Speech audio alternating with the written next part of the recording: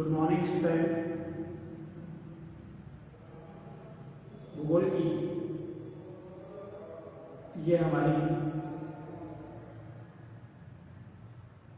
6 number की video है। इससे पहले हम भील जनजाति के बारे में चर्चा कर रहे थे और भील जनजाति का जो हमारा टॉपिक था वो लगभग पूरा हुआ। अब हम गौड़ जनजाति के बारे में चर्चा करेंगे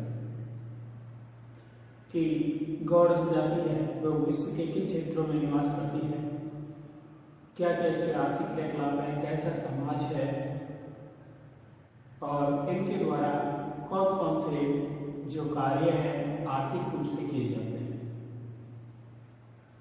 तो गौड़ जनजाति विश्व भारत की सबसे बड़ी जनजाति है। विश्व और भारत की सबसे बड़ी जनजाति है। गौड़ शब्द की जो उत्पत्ति है वो खोंडा से हुई है।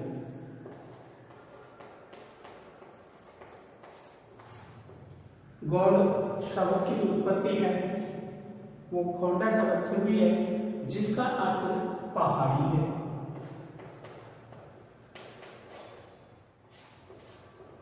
देखिए गौड़ जो शब्द है, गौड़ जो जनजाति शब्द है, इसकी उत्पत्ति खोंडा शब्द से हुई है। शब्द है खोंडा और जिसका अर्थ है पहाड़, अर्थात पहाड़ी क्षेत्र में निवास करने वाले लोग। गौड़ अपने आप को कोएटुआ कौन भी कहते हैं। गौड़ अपने आप को स्वयं को ये लोग कोएटो और कौन दोनों नाम से संबोधित करते हैं स्वयं को।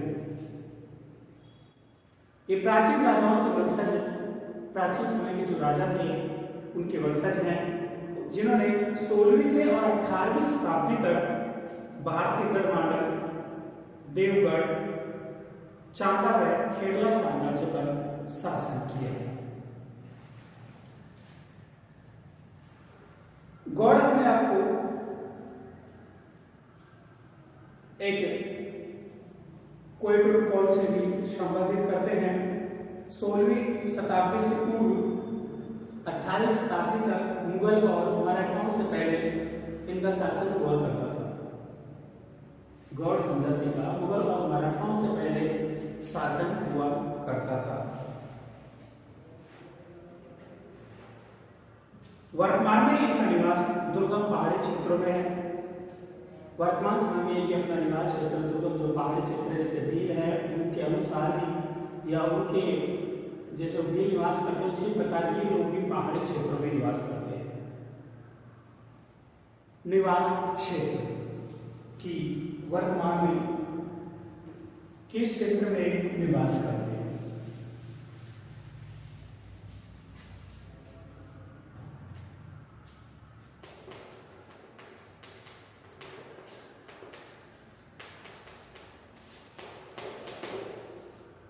तो निवास क्षेत्र की बात की जाए तो ये लोग मुख्य रूप से मध्य प्रदेश, छत्तीसगढ़, झारखंड, तेलंगाना, महाराष्ट्र, उड़ीसा और असम में निवास करते हैं। मध्य प्रदेश, छत्तीसगढ़, झारखंड, तेलंगाना, महाराष्ट्र, उड़ीसा और असम में। सतपुड़ा की पहाड़ियां मेघाल श्रेणी, सौर देवगढ़, पूर्वी बस्तर, पठार व गढ़जन पहाड़ियों में निवास करते हैं। देखिए राज्य की बात की जाए, भारत में यदि राज्य की बात की जाए तो मध्य प्रदेश, महाराष्ट्र,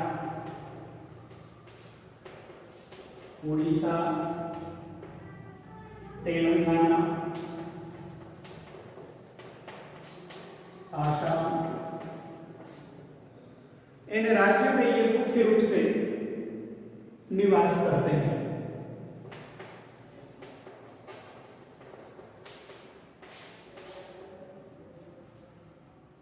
भारत में ये उन क्षेत्रों में निवास करते हैं जहां की पहाड़ियां 600 से 900 मीटर के बीच होती है। अर्थात जिन पहाड़ियों में राज्य में पहाड़ियां हैं उन पहाड़ियों की ऊंचाई 600 मीटर से 900 मीटर पाई जाती है उन क्षेत्रों में ये लोग निवास करते हैं। इन क्षेत्रों में देश की प्रमुख नदियां हैं, उनका उद्गम भी होता है। जहाँ पहाड़ी क्षेत्रों में देखिए अधिकांश नदियां हैं उनका उद्गम है पहाड़ी क्षेत्रों में होता है। 600 से 900 मीटर के मध्य ये जो पहाड़ी होती है वहां पर निवास करते हैं। और पूरे पहाड़ी क्षेत्रों में कुछ नदियां हैं जो उद्गम होती है, जिनमें नर्मदा है, ताप्ती है, सोन है, महानदी है, गोदावरी है।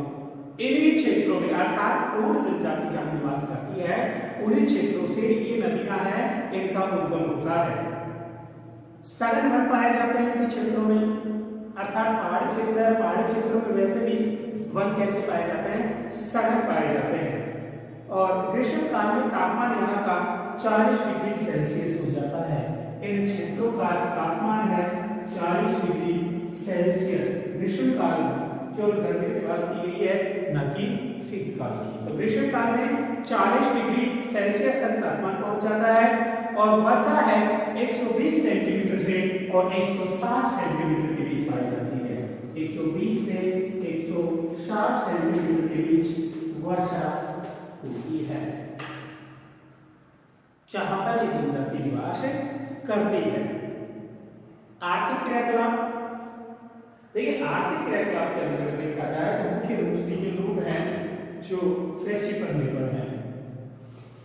इनके क्षेत्रों में दो प्रकार की कृषि की जाती है, दिप्पा और दूसरे जो कृषि की जाती है पैडा। दिप्पा कृषि एक प्रकार की जूमिंग कृषि के अनुसार या जूमिंग कृषि कह सकते हैं, जो कि जो दिप्पा कृषि है मैदानी क्षेत्रों में की जाती है। कृषि दो प्रकार, दिप्पा और दूसरी है पैंडा। देखिए एक प्रकार की स्थानांतरण जूमिंग वाला कृषि है और ये उसी प्रकार की है जैसे भील जनजाति किया करती थी, लेकिन इनके क्षेत्र में इसको अलग नाम दिया गया। दिप्पा क्षेत्र झाड़ी वृक्ष है, जो झाड़ियां हैं, टहनियां हैं, वृक्ष हैं, उनको जलाकर उस क्षेत्र में की जाती है। और पैंडा कृषि है वो पहाड़ी क्षेत्र में की जाती है। ये कह सकते हैं कि पैंडा कृषि को पहाड़ी क्षेत्र और मैदानी क्षेत्र में की जाने वाली कृषि को दिप्पा कृषि कहते हैं। दोनों वही है, झूमिंग कृषि, स्थानांतरण कृषि, अर्थात वन क्षेत्र को जलाकर उस क्षेत्र में वन है उनको जला दिया गया, वनों को जलाकर राख हुई, राख का खाद्य का काम किया और उर्वरक भूमि बन गई। उर्वरक भूमि बनने के बाद इसमें जब वर्षा होती है तो बीज बो दिए जाते हैं और बीज बोने के बाद में फसल उगना प्रारंभ हो जाती है। इसी प्रकार फसल लेते हैं, लगभग 1 से 3 वर्ष तक फसल लेते हैं। जैसे जैसे इसकी उर्वरक क्षमता समाप्त होती जाती है ये आगे की और वही कार्य करते हैं, अर्थात उस क्षेत्र में वनों को काटना, फिर वही प्रक्रिया, फिर 3-4 साल के बाद फिर नेक्स्ट कार्य करते हैं और पीछे की तरफ जिस क्षेत्र को छोड़ते जा रहे हैं उन्हें यहाँ धीरे धीरे वन उगना प्रारंभ हो जाता है। अर्थात दो प्रकार की कृषि हुई। और इसके अलावा ये लोग आत्मनिर्भर होते हैं। इनके जीवन की आवश्यकताएं बहुत ही साधारण होती है, ऐसी कोई आवश्यकता नहीं है, बिल्कुल साधारण आवश्यकताएं हैं। ये जूमिंग कृषि में आके वन उत्पादन कृषि, संग्रहालय, पशुपालन और मछली पकड़ने का काम मुख्य रूप से करते हैं। कृषि तो करते हैं, उसके साथ पशुपालन का काम करते हैं और मछली और वनों से उत्पाद जो संग्रह है वो तो वनों से उत्पादन किया कि उसका संग्रह किया जाता है। सीढ़ीदार खेती पर जो कृषि की जाती है पैडा कृषि है।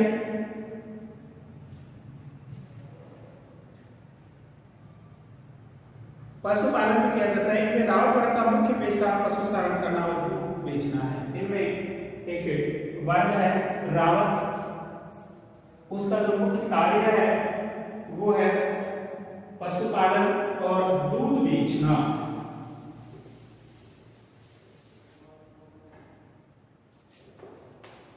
पशुपालन और दूध बेचना यह रावत वर्ग का, इनमें वर्ग पाए जाते हैं, अर्थात जो समूह है उनको बेहतरीन के नाम से जाना जाता है और उनमें रावत वर्ग है वो पशुपालन का कार्य करता है। इनमें पहला कार्य का आर्केड है, पहला जो कार्य है आंखें अर्थात शिकार करना। ये जानवर का शिकार करते हैं और शिकार भारत में आगे करना। अब शिकार करना भारत में राजकीय नियमों से निषेध है, फिर भी ये लोग कुछ मात्रा में वन्यजीवों का शिकार करते हैं और धीरे धीरे शिकार का स्थान अब कृषि में ले लिया है। अर्थात इन्होंने अब शिकार करना है बंद कर दिया है और शिकार के दौरान अब इनका स्थान जो शिकार का था अर्थात इनका मुख्य कार्य अब क्या रह गया है, कृषि रह गया है।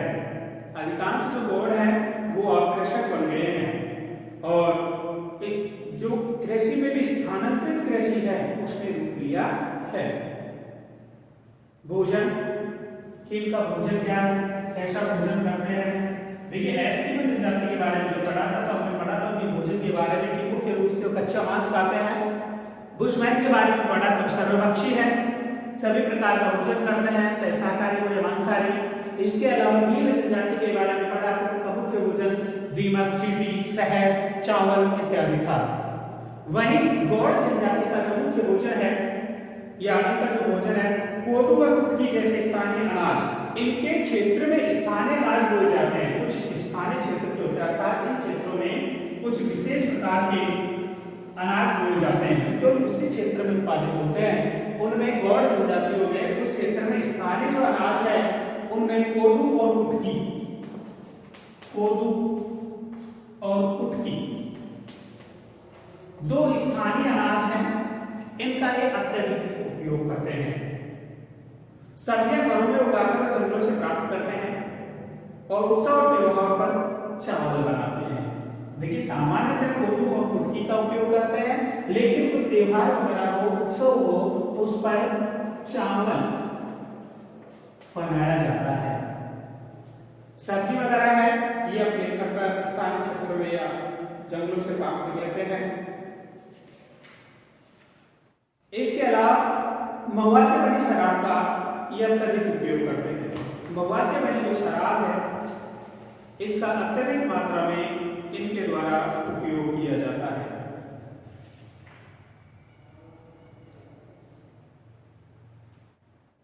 गौड़ धूम्रपान करते हैं। ये लोग धूम्रपान विशेष प्रकार से करते हैं। देखिए शराब पीना इनके एक जो भी जनजातियां हैं उन जनजातियों में मुख्य रूप से महुआ की बनी हुई जो शराब है उसका अत्यधिक उपयोग करते हैं। इसके साथ ही ये लोग धूम्रपान का उपयोग करते हैं और बलि दिए हुए जानवर, इनके द्वारा जो बलि दी जाती है जानवरों की, उनका मांस ये लोग मुख्य रूप से खाते हैं। वस्त्र और आभूषण कि किस प्रकार के इनके लोगों द्वारा वस्त्र पहने जाते हैं और कौन कौन से इनके आभूषण हैं। तो गौड़ प्राय सूती वस्त्र पहनते हैं। मुख्य रूप से बात की जाए गौड़ जनजाति की वस्त्रों की तो मुख्य रूप से सूती वस्त्र का उपयोग करते हैं। अपने जीवन में सूती वस्त्र का उपयोग अत्यधिक या मुख्य रूप से किया जाता है। पुरुष धोती और स्त्रियां साड़ी और चोली पहनती हैं। गौड़ जनजाति में जो पुरुष होते हैं वो तो धोती और स्त्रियां हैं जो साड़ी और चोली पहनती हैं। इसके अलावा जो पुरुष और स्त्रियां हैं दोनों चांदी और एल्यूमिनियम के गहने पहनते हैं। देखिए इस जनजाति में जो मुख्य विशेषता रही है वो ये रही है कि स्त्रियों के साथ पुरुष हैं, स्त्रियों के साथ जो पुरुष हैं वो भी एल्यूमिनियम और चांदी के बने हुए गहने पहनते हैं। इसके अलावा जो अन्य जनजातियां थी उनमें पुरुषों द्वारा किसी भी प्रकार का आभूषण का उपयोग नहीं किया जाता है। इसके अलावा जो स्त्रियां हैं कांच के रंग बिरंगी चूड़ियां और गले में काले मंगों व तोड़ियों से बना हार पहनती हैं। कांच की बनी हुई चूड़ियां रंग बिरंगी इन स्त्रियों द्वारा उपयोग में ली जाती है और मनकों से बना हुआ हार जो गले में पहनती हैं इन स्त्रियों द्वारा ये मुख्य रूप से काम में ली जाती है। शरीर पर गोद गुदवाना अर्थात इनमें मुख्य रूप से जो शरीर के ऊपर है गोदना गुदवाना पसंद है। इनको आकर्षित ये यूं कहें कि अत्यधिक अपने आप को संजने संवरने में गोदना गुदवाना अत्यधिक महत्वपूर्ण है। ये अपने आप में समानती है कि ऐसा करने पर हम अपने आप को संभालते हैं या सजाते हैं। और लड़कियां हैं मुख्य रूप से अपने बालों में, लड़कियां अपने बालों में मुख्य रूप से जूड़े में सफेद बांस से बना, जूड़े में सफेद बांस से बना आधे दर्जन तक कंघी रखती है। लड़कियां हैं जो जूड़ा बनाती हैं उसके अंतर्गत आधे दर्जन से ज्यादा पीछे की तरफ जो जूड़ा बनाती हैं उसमें कंघे रखती हैं। और इसके अलावा स्त्रियां शरीर पर अक्सर टैटू बनवाती हैं। इनमें मुख्य रूप से स्त्रियां। निवास गृह कि इनका निवास गृह कैसा होता है, कैसे ये लोग अपना निवास करते हैं। देखिए एस्किमो के बारे में पढ़ा कि बर्फीले इग्लू वगैरह में निवास करते हैं, बर्फ में निवास करते हैं। वही मुस्लिमों के बारे में पढ़ा था कि चट्टानों में जो गुफाएं होती हैं उनमें बर्फ के टहनियों से बना ली जाती है। भीलों के अंतर्गत देखा था कि पहाड़ी क्षेत्रों में एक समूह के रूप में निवास करते हैं और जो मुख्य भाग है खेत का उनमें जो ऊंचा टीला होता था उस पर अपना निवास बनाते हैं। वैसे ही गौड़ जनजाति के अंतर्गत जो नंगले अर्थात पल्ली और छोटे छोटे गांव, अर्थात गांव है छोटे गांव है नंगले पल्ली। देखिए ये संपूर्ण गांव के छोटे रूप होते हैं, उनका समूह होता है। जैसे अपने ढाणियां हैं, फिर ढाणियों से बड़े नंगले हो जाएंगे, पल्ली हो जाएगी, फिर गांव हो जाएगा, उससे बड़ा कस्बा हो जाएगा। ठीक इसी प्रकार का क्रम चलता रहता है। तो जिन स्थानों पर आवास बना होता है और उसका समूह निकालकर उस स्थान पर उत्सव मनाते हैं। लेकिन सबसे बड़ी बात है कि जब ये अपना आवास या निवास बनाते हैं उससे पहले पारंपरिक तरीके से समूह निकलवाते हैं, अर्थात किस समय और किस समूह में आवास बनाया जाए। उसके बाद ये आवास बनाकर ये वहां पर उत्सव मनाते हैं। बतख और मुर्गे की बलि दी जाती है। विशेष मुख्य बात यह है कि उस समय बतख और मुर्गे की जहां पर आवास बनाया जा रहा है वहां पर बतख और मुर्गे की बलि दी जाती है। इनके मकान घास फूस व मिट्टी के बने होते हैं। इनके जो मकान है गौड़ जनजाति के वो घास फूस और मिट्टी के मुख्य रूप से बने होते हैं, जिनमें कमरा, रसोई, बरामदा, पूजा घर जरूर होता है।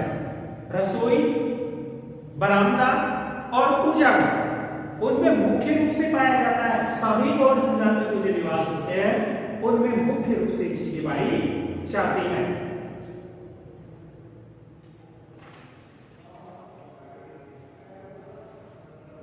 गौड़ नंगला पल्ली और छोटे गांव में रहते हैं जिन्हें टोला कहते हैं। देखिए नंगला और पल्ली है मुख्य रूप से इन्हें टोला कहा जाता है, टोला। और घास फूस और मिट्टी के बने होते हैं।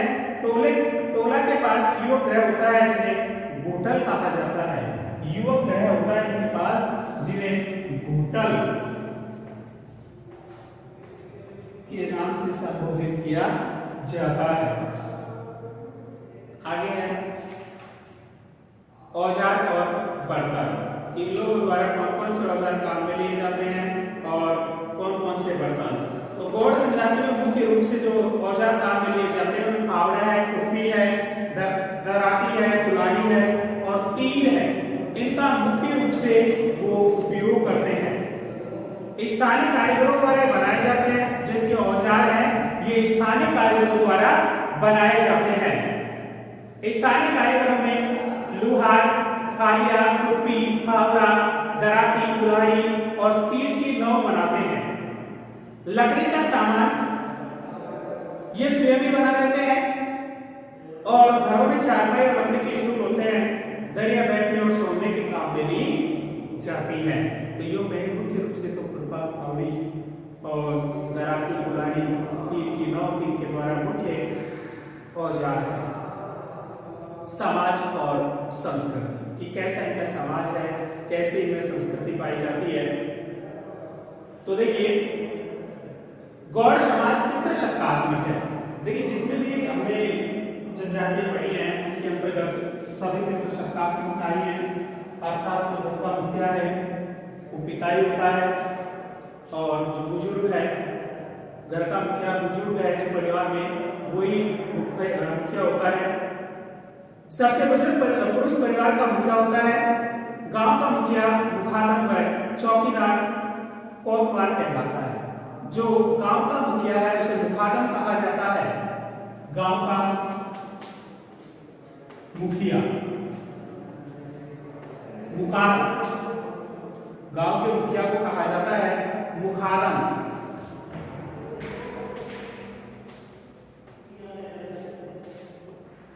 और जो गांव का चौकीदार है उसे कोतवाल कहा जाता है। चौकीदार को कोतवाल कहा जाता है। इसके अलावा गांव का पुजारी है पुरोहित को देवारी कहा जाता है। गांव का जो पुजारी है उसको पुरोहित कहा जाता है। गांव का जो पुजारी है उसे पुरोहित के नाम से संबोधित किया जाता है।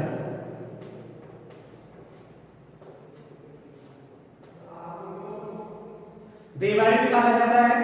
विवाह समारोह जल के स्रोत के निकट या आम के पेड़ के नीचे आयोजित किया जाता है। इनमें जो मुख्य रूप से विशेषता रही है वो वहां के समाज में कि इनका जो विवाह है जल के स्रोत अर्थात जहां पर जल का तालाब हो, नदी हो इत्यादि क्षेत्र में ये अपना विवाह संपन्न करते हैं और वहां पर मुख्य रूप से आम का पेड़ उसके नीचे इस प्रकार का विवाह संपन्न किया जाता है।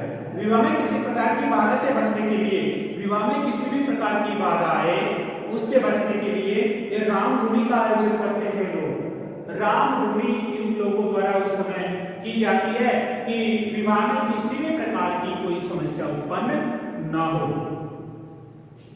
गोड़ बोली द्रविड़ भाषा परिवार से संबंधित है। इनकी जो भाषा है वो द्रविड़ भाषा से संबंधित है जिसका संबंध तमिल व कन्नड़ से है। दूलिया बोल एक प्रमुख गायक जाती है जो प्रधान बोल की गौरव गाथा गाकर सुनाती है। इनमें दूलिया बोल देखिए का समूह होता है, जैसे हमने पहले बात की थी कि रावत पाया जाता है जो पशुपालन और दूध बेचने का काम करता है। उसी प्रकार दूलिया बोल होते हैं जिनका मुख्य रूप से गायिका का काम है। जैसे हमारे यहाँ पर भाट कार्य करते हैं कि प्राचीन समय की जो गाथाएं हैं वो गाकर सुनाते हैं, उसी प्रकार गौड़ जनजाति में भी दूलिया बोल होते हैं जो इनकी गौरव गाथा है वो गाकर सुनाते हैं। शंभु महादेव गौड़ों के प्रमुख देवता है। शंभु महादेव जी को इनको प्रमुख देवता माना गया है। जैसे अन्य जनजातियों में माना गया है कि प्रकृति के उपासक हैं। एस्किमो में 2 देवता बताए गए। एस्किमो में जागरूक होने के लिए ओझा का प्रयोग किया गया, वहीं उसमें भी प्रयोग किया गया कि इनके देवता प्रकृति के उपासक हैं। इसके अलावा भील में भी किया गया। इसी प्रकार गौड़ में भी इनके जो देवता बताए गए हैं, शंभु बताए गए, महादेव बताए गए हैं। गौड़ में कबाड़ी प्रथा का प्रचलन है। इनमें कबाड़ी प्रथा पाई जाती है। गौड़ जनजाति में एक प्रथा पाई जाती है जिसका नाम कबाड़ी है, जिसे वर्तमान सरकार ने पूर्णतः प्रतिबंध कर दिया है और सरकार ने कबाड़ी प्रथा पर पूर्णतः प्रतिबंध लगा दिया है। कबाड़ी प्रथा के तहत छोटे से कर्ज को चुकाने के लिए ऋणी कई पीढ़ियों को साहूकारों के पास गुलामी की भांति कार्य करना पड़ता था कि कर्ज ले लिया और कर्ज एक छोटा सा कर्ज लिया, ऋण लिया, उसको ना चुकाने की स्थिति में यदि कर्ज ना चुका रहा है, ना चुका नहीं पा रहा है, उसकी कई पीढ़ियां निकल जाती है साहूकार की गुलामी करते करते कि उनकी गुलामी कार्य करना वहीं पर ये कहलाती है कबाड़ी प्रथा। और इस प्रथा पर अब सरकार ने पूर्णतः प्रतिबंध लगा दिया है।